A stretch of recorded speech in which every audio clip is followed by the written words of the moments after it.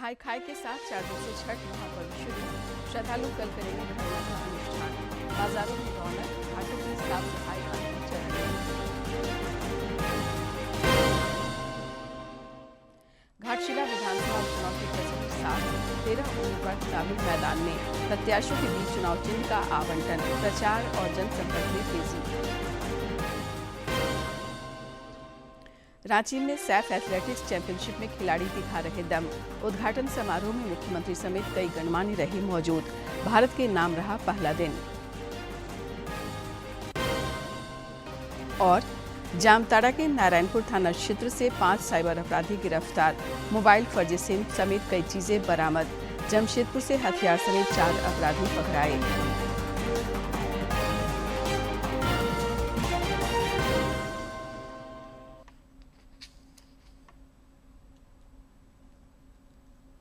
नमस्कार, खबरें झारखंड में आपका स्वागत है। मैं हूं शीला और अब समाचार विस्तार से।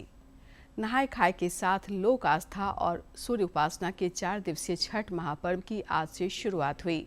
श्रद्धालु कल खरना का अनुष्ठान करेंगे।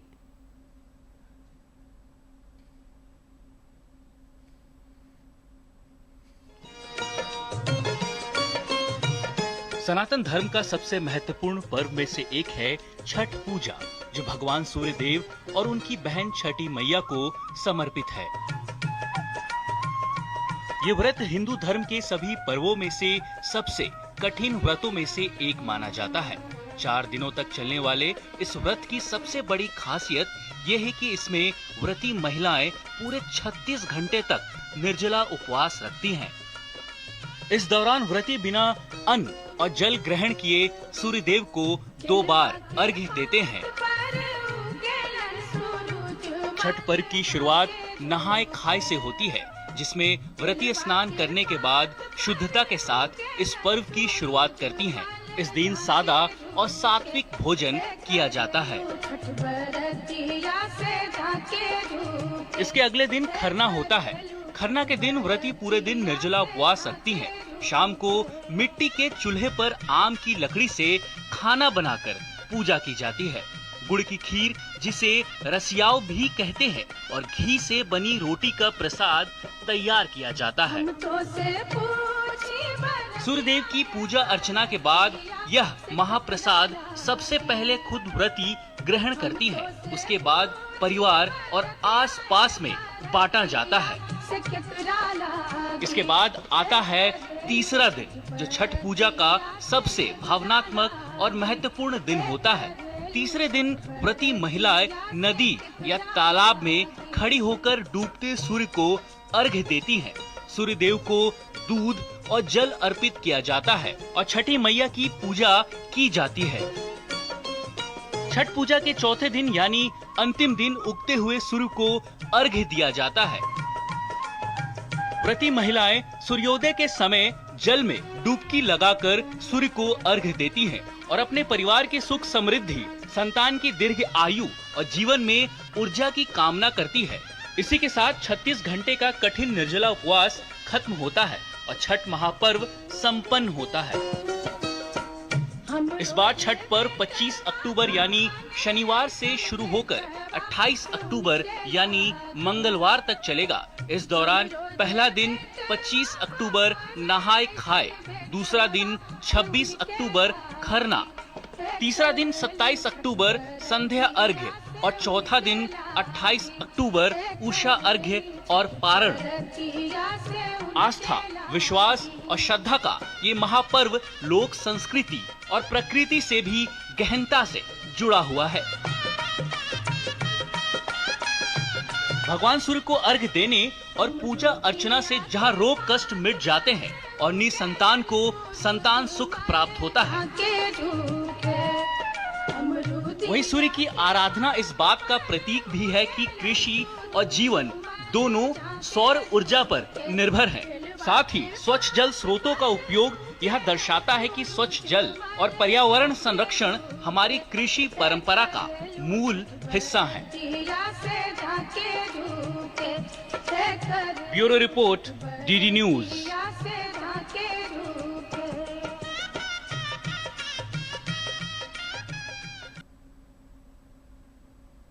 इधर राज्य में भी 4 दिवसीय छठ महापर्व को लेकर व्रती और श्रद्धालु विभिन्न अनुष्ठानों में जुटे हैं। छठ महापर्व में स्वच्छता और पवित्रता का खास महत्व है। नहाय खाए के साथ आज से 4 दिवसीय छठ महापर्व शुरू हो चुका है। बोकारो में भी व्रतियों ने घरों की साफ सफाई और स्नान ध्यान करते हुए गेहूं को धोकर सुखाए तथा विभिन्न अनुष्ठान किए। छठ व्रतियों ने बताया कि आज कद्दू भात खाने की परंपरा है।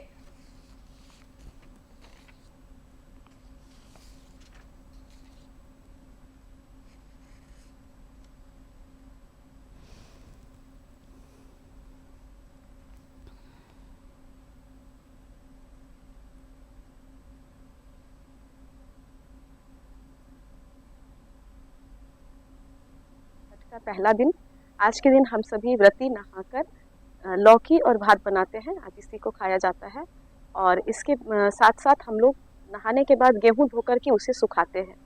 गेहूं सुखाया जाएगा, कल इसी गेहूं को पिसवाया जाएगा और फिर इसी गेहूं से ठेकुआ का प्रसाद बनाकर भगवान सूर्य को चढ़ाया जाएगा। तो आज से शुरू हो गया हम लोग का छठ पर्व और आज से बहुत महत्वपूर्ण 4 दिन का पर्व है छठ का और हम लोग बहुत धूमधाम से मनाते हैं और बहुत शुद्धि से मनाते हैं। ये बहुत बड़ा पर्व है। तो आज से हम लोग का नहाना खाना है। आज लौकी भात भी बनेगा। आज लौकी भात का त्योहार है और गेहूं भी सुखाएंगे। लोक आस्था के महापर्व छठ पूजा की रौनक राज्य भर में दिख रही है। घाटों की साफ सफाई का काम जहां अंतिम चरण में है, वहीं बाजारों में रौनक है। गुमला में सूप, दौरा और अन्य पूजन सामग्रियों की खरीदारी जोरों पर है। छठ व्रतियों को इस बार केंद्र सरकार द्वारा की गई जीएसटी रिफॉर्म का भी लाभ मिल रहा है। दुकानदार बताते हैं कि इस वर्ष केंद्र सरकार ने जीएसटी रिफॉर्म करके आम जनता को काफी राहत दी है। उन्होंने बताया कि जो पूजा के सामान पहले महंगे दामों में बिकते थे, लेकिन जीएसटी में की गई कटौती से अब वही सामान की कीमत कम हो गई है, जिससे पूजा करने वाले व्यक्तियों को काफी लाभ मिल रहा है।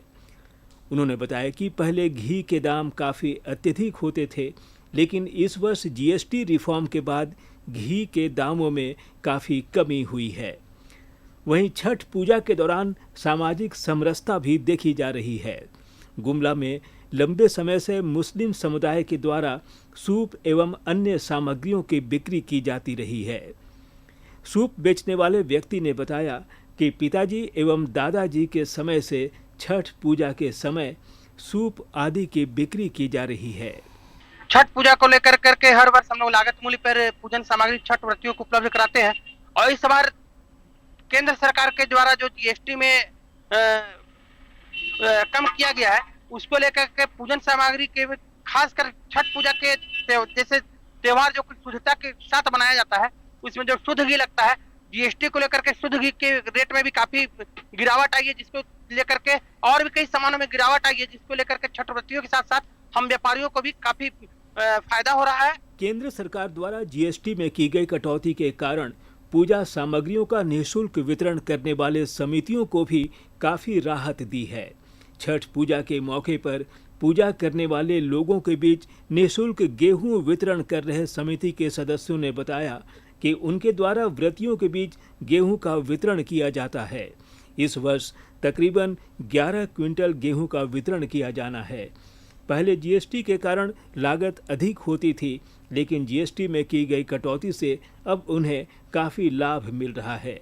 उन्होंने बताया कि अब कम पैसे इकट्ठा होने पर भी अधिक से अधिक लोगों के बीच निःशुल्क रूप से गेहूं का वितरण किया जा रहा है। चैती दुर्गा पूजा कमेटी की ओर से हर साल हम लोग यहाँ पर गेहूं वितरण निःशुल्क करते हैं। इस आस्था का महापर्व जो छठ व्रती के लिए है और प्रत्येक वर्ष हम लोग यहाँ पर गेहूं का वितरण करते हैं और आगे की योजना है कि हम लोग इसमें और विस्तार करेंगे। और इस बार एक बहुत बड़ी फायदा हम लोग को भी जो अपने प्रधानमंत्री जी ने जीएसटी का जो कदम उठाया, उससे हम लोगों को बहुत फायदा हुआ। बहरहाल गुमला जिले में लोक आस्था के महापर्व छठ पूजा के दौरान जहां लोगों को केंद्र सरकार द्वारा की गई जीएसटी रिफॉर्म का लाभ मिल रहा है, वहीं सामाजिक समरसता भी दिखाई दे रही है। गुमला से नरेश कुमार की रिपोर्ट। छठ के मद्देनजर धनबाद विधायक राज सिन्हा ने कुमारहट्टी में महिलाओं के बीच साड़ियों का वितरण किया और छठ महापर्व की शुभकामनाएं दी। महिलाएं साड़ी पाकर हर्षित नजर आई। भाजपा की पहल पर हर वर्ष इस तरह के कार्यक्रम आयोजित किए जाते हैं। दीपावली में जहां दिया, तेल और बाती का वितरण होता है, वहीं छठ महापर्व पर महिलाओं के बीच साड़ी बांटी जाती है ताकि महापर्व की खुशियां सभी तक पहुंच सके।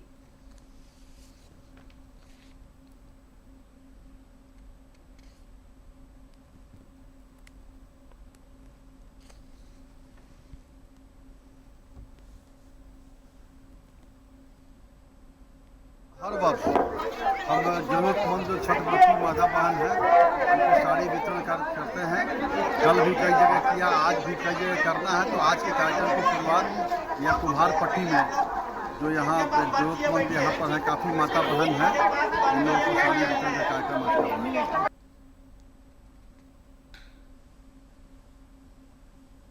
इधर लौह नगरी जमशेदपुर में भी छठ पूजा को लेकर बाजार गुलजार है। विभिन्न संगठनों द्वारा व्रतियों और श्रद्धालुओं के बीच निःशुल्क पूजन सामग्रियों का भी वितरण किया जा रहा है। बारीडीह मुख्य गोल चक्कर के समीप श्रद्धालुओं के बीच सूप और लौकी का निःशुल्क वितरण किया गया।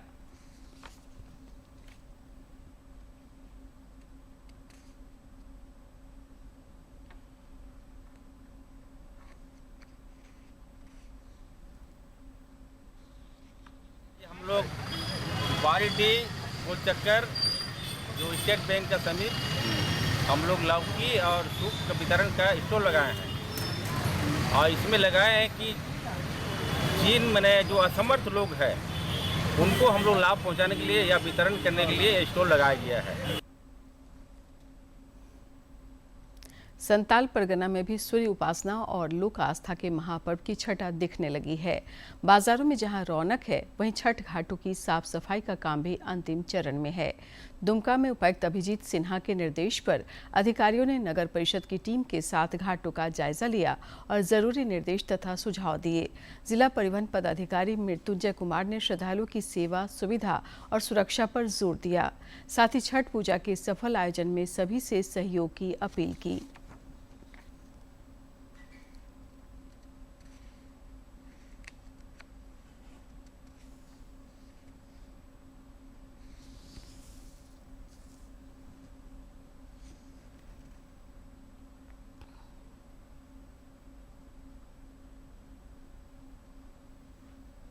पहली बार आदरणीय उपायुक्त महोदय के द्वारा एक बैठक भी की गई थी। जितने भी पूजा कमेटी के लोग हैं, पदाधिकारीगण हैं, सभी के साथ विचार विमर्श हो चुका है और तत्संबंधी आदेश भी निर्गत हो चुका है। उक्त आदेश के आलोक में ही किन किन जगहों पर बैरिकेडिंग की जानी है और जिस प्रकार से दुमका जिले में हमेशा भव्यता के साथ छठ का आयोजन होता है, इस बार भी हो, इसमें जिला प्रशासन कोई कोर-कसर नहीं छोड़ने वाली है।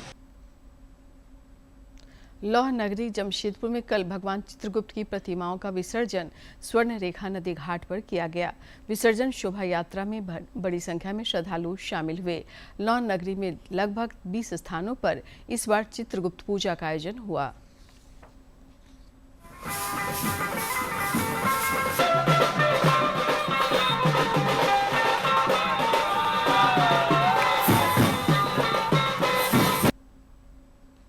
जमशेदपुर में किन्नर समाज का धर्म सम्मेलन आयोजित हुआ। इस दौरान किन्नर आचार्य महामंडलेश्वर डॉक्टर लक्ष्मी नारायण त्रिपाठी भी मौजूद रहीं।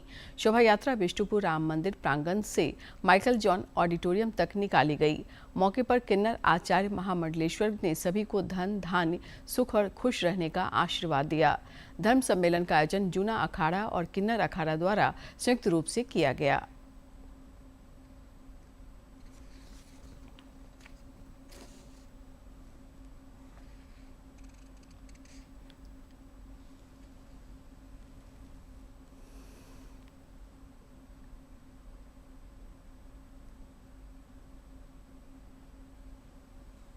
आज हमारा कार्यक्रम धर्म सम्मेलन होने जा रहा है।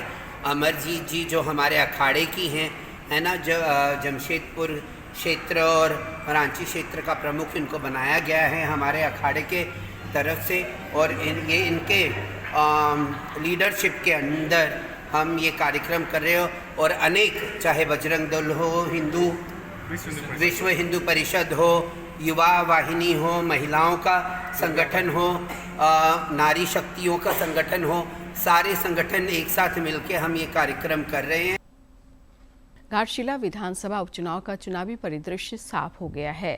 नाम वापसी के आखिरी दिन एक निर्दलीय प्रत्याशी ने कल उपचुनाव से हटने का फैसला लिया। अब 13 उम्मीदवारों के बीच घाटशिला उपचुनाव के रण क्षेत्र में घमासान मचेगा। एनडीए, इंडी गठबंधन और जेएलकेएम के बीच त्रिकोणीय संघर्ष की प्रबल संभावना है। प्रत्याशियों के बीच चुनाव चिन्ह का आवंटन कर दिया गया है। इसके बाद प्रचार और जनसंपर्क अभियान में आज से तेजी की संभावना है। उपचुनाव के सिलसिले में 11 नवंबर को वोट डाले जाएंगे, जबकि 14 नवंबर को मतों की गिनती होगी। 45 घाटशिला उपचुनाव में आज नामिनेशन वापस देने के लिए अंतिम दिन है। 3 बजे तक एक नामिनेशन वापस लिया गया। अभी 13 कैंडिडेट अभी फाइनल हुआ। अभी फॉर्म्स 7 ये फाइनल हो चुका है। अभी अन्य प्रक्रिया प्रारंभ होगी। मतदाता सूची के गहन पुनरीक्षण को लेकर राज्य में कवायद तेज है। मुख्य निर्वाचन पदाधिकारी के रवि कुमार ने इस सिलसिले में सभी जिलों के निर्वाचन पदाधिकारियों के साथ वर्चुअल बैठक की। सीईओ ने जिला निर्वाचन पदाधिकारियों को गहन पुनरीक्षण की तैयारियां निर्वाचन आयोग के दिशा निर्देशों का पालन करते हुए सुनिश्चित करने की हिदायत दी। उन्होंने एसआईआर के दौरान निर्धारित समय अंतराल पर राजनीतिक दलों के प्रतिनिधियों के साथ समन्वय पर भी जोर दिया।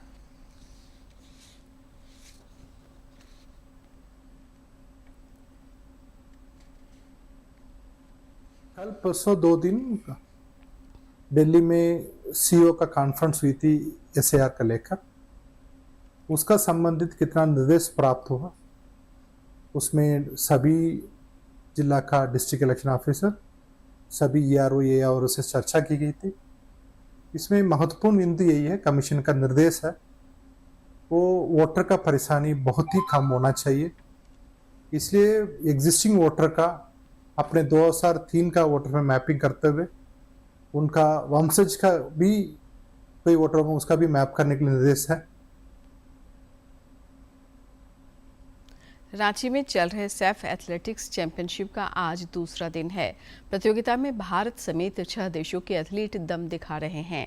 मुख्यमंत्री हेमंत सोरेन ने कल देर शाम चैंपियनशिप का विधिवत उद्घाटन किया था।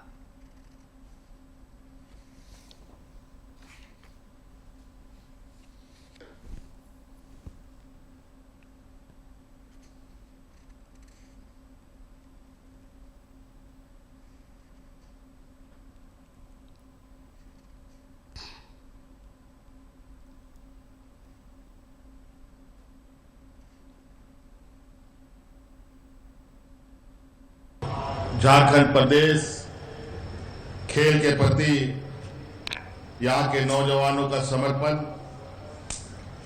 आए दिन हमें देखने को मिलता है। अलग अलग क्षेत्र में, चाहे वो क्रिकेट के क्षेत्र में हो, चाहे हॉकी के क्षेत्र में हो, चाहे तीरंदाजी के क्षेत्र में हो, चाहे अन्य सारे क्षेत्र हो। और आज एथलेटिक के क्षेत्र में भी हम देखेंगे कि आज इस क्षेत्र में भी झारखंड का, देश का बेहतर प्रदर्शन हो।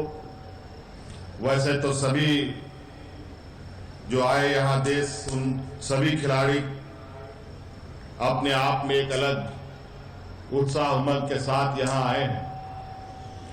इन सभी का हम लोगों ने राज्य के पारंपरिक सांस्कृतिक धरोहर के साथ अभिनंदन किया।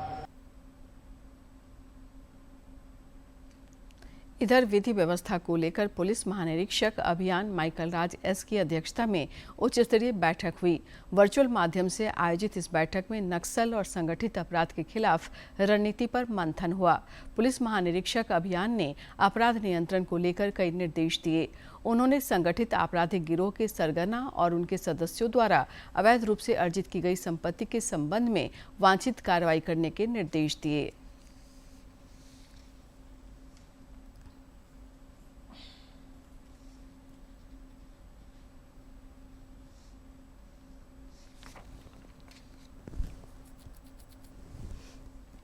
जामताड़ा में साइबर अपराध के खिलाफ पुलिस का एक्शन जारी है।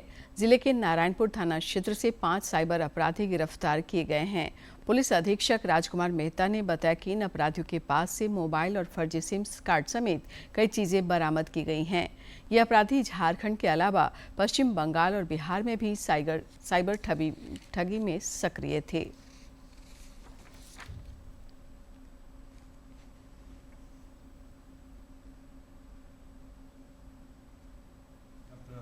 बरामदगी की गई है और जब इनको विधिवत तलाशी ली गई है तो इनके पास से कुल मिला के 11 मोबाइल हैं और 15 फर्जी सिम कार्ड है, 4 एटीएम कार्ड है, 1 आधार कार्ड है, पैन कार्ड और 1 मोटरसाइकिल की जो है बरामदगी हम लोगों ने किया है।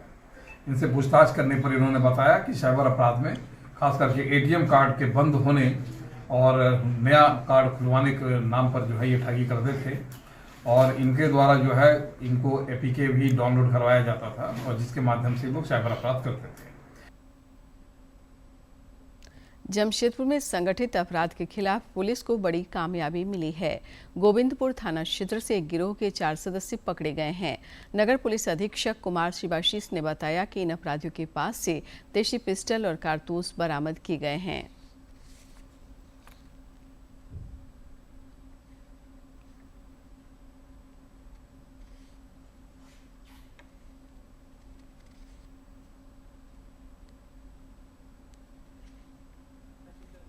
नया रोड के पास जो जंगल है उसमें 4 युवक बैठे हैं और उनके पास हथियार होने की संभावना है। इसमें इसका त्वरित संज्ञान लेते हुए डीएसपी सिटी सुनील चौधरी के अंडर एक टीम बनाई गई जिसमें एक महत्वपूर्ण भूमिका गोविंदपुर थाना प्रभारी पवन कुमार की थी। इसमें हमने उनको चारों तरफ से घेरा और फिर जब रेड किया तो उन्होंने भागने का प्रयास किया बट पुलिस टीम के द्वारा उनको पकड़ लिया गया। फिर जब उनके निशानदेही पे एक देसी पिस्टल बरामद हुआ है, एक 7.65 mm का एक जिंदा गोली बरामद हुआ है, एक 8 mm की गोली बरामद हुई है और एक खोखा बरामद हुआ है। जमशेदपुर के जुगसलाई थाना क्षेत्र में कल गोलीबारी की घटना में एक युवक घायल हो गया जिसे इलाज के लिए अस्पताल में भर्ती कराया गया है। पुलिस मामले की छानबीन में जुटी है।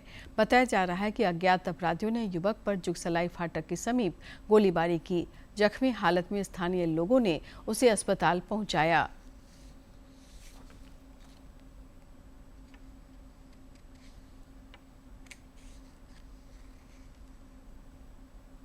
धनबाद के बरबड्डा थाना क्षेत्र में कल रात सड़क दुर्घटना में एक की मौत हो गई जबकि 2 अन्य घायल हो गए।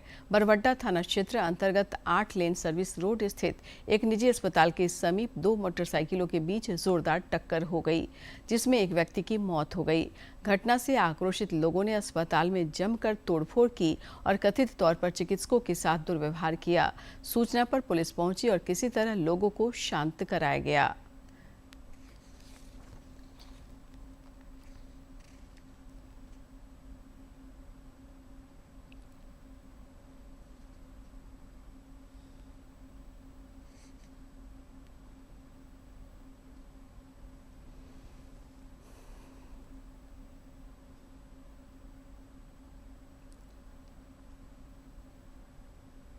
राज्य भर में मौसम का उतार चढ़ाव जारी है। राजधानी रांची समेत राज्य के कई हिस्सों में आज से मौसम में बदलाव होने की संभावना है। मौसम विज्ञान केंद्र के अनुसार बंगाल की खाड़ी में निम्न दबाव का क्षेत्र बनने के कारण आज से 30 अक्टूबर तक राज्य के दक्षिणी, मध्य और उत्तर पश्चिम इलाके में कई स्थानों पर गरज के साथ बारिश की संभावना है।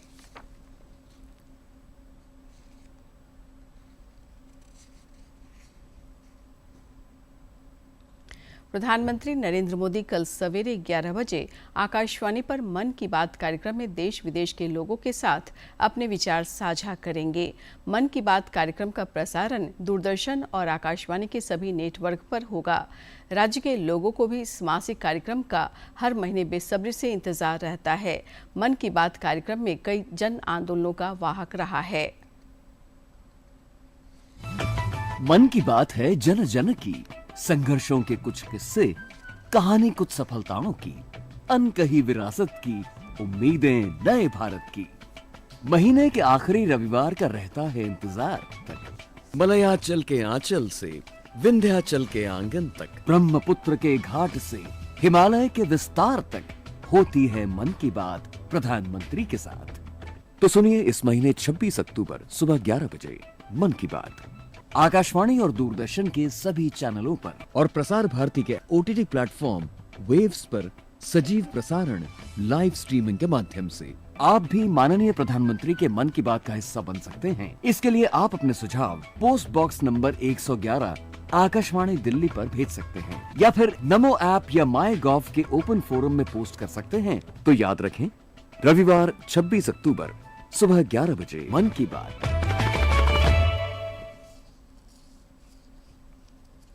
और अब जानते हैं किन बातों के लिए इतिहास के पन्नों में आज का दिन खास है।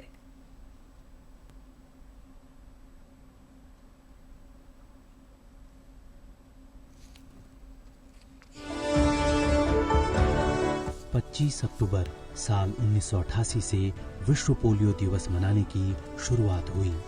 यह दिन दुनिया भर में पोलियो को समाप्त करने के वैश्विक प्रयासों पर प्रकाश डालता है। यह रोग पोलियो वायरस के कारण होने वाली एक जानलेवा बीमारी है, जिसे विश्व स्वास्थ्य सभा ने पूर्ण रूप से समाप्त करने के लिए साल 1988 में इस दिन की शुरुआत की थी। पोलियो या पोलियोमेलाइटिस एक अपंग यानी विकलांग करने वाली एक घातक बीमारी है। विश्व स्वास्थ्य संगठन के प्रयासों और विभिन्न देशों की सरकारों की दृढ़ता के साथ टीकाकरण अभियान ने दुनिया को पोलियो से बचाया है। भारत पिछले 7-8 वर्षों से पोलियो मुक्त हो चुका है। 25 अक्टूबर साल 1881 को महान चित्रकार पाब्लो पिकासो का जन्म स्पेन के मैलेगा में हुआ। वे 20वीं शताब्दी के सबसे अधिक चर्चित और समृद्ध कलाकार थे। पिकासो की कलाकृतियां मानव वेदना का जीवित दस्तावेज है। पिकासो चित्रकारी में अपनी क्यूबिज्म शैली के लिए सबसे ज्यादा मशहूर रहे। अपने लंबे जीवन के दौरान असाधारण रूप से पिकासो ने अपनी क्रांतिकारी कलात्मक उपलब्धियों से अपार प्रसिद्धि हासिल की। आधुनिक चित्रकारों को अगर किसी ने सबसे ज्यादा प्रभावित किया है तो उनमें पाब्लो पिकासो का नाम अग्रणी है।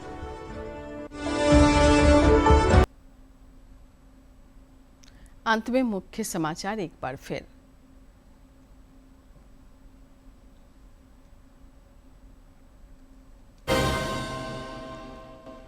नहाय खाए के साथ 4 दिवसीय छठ महापर्व शुरू। श्रद्धालु कल करेंगे खरना का अनुष्ठान। बाजारों में रौनक, घाटों की साफ सफाई अंतिम चरण में। घाटशिला विधानसभा उपचुनाव की तस्वीर साफ। 13 उम्मीदवार चुनावी मैदान में। प्रत्याशियों के बीच चुनाव चिन्ह का आवंटन। प्रचार और जनसंपर्क में तेजी। रांची में सैफ एथलेटिक्स चैंपियनशिप में खिलाड़ी दिखा रहे दम। उद्घाटन समारोह में मुख्यमंत्री समेत कई गणमान्य रहे मौजूद। भारत के नाम रहा पहला दिन। और जामताड़ा के नारायणपुर थाना क्षेत्र से 5 साइबर अपराधी गिरफ्तार। मोबाइल, फर्जी सिम समेत कई चीजें बरामद। जमशेदपुर से हथियार समेत 4 अपराधी पकड़ाए।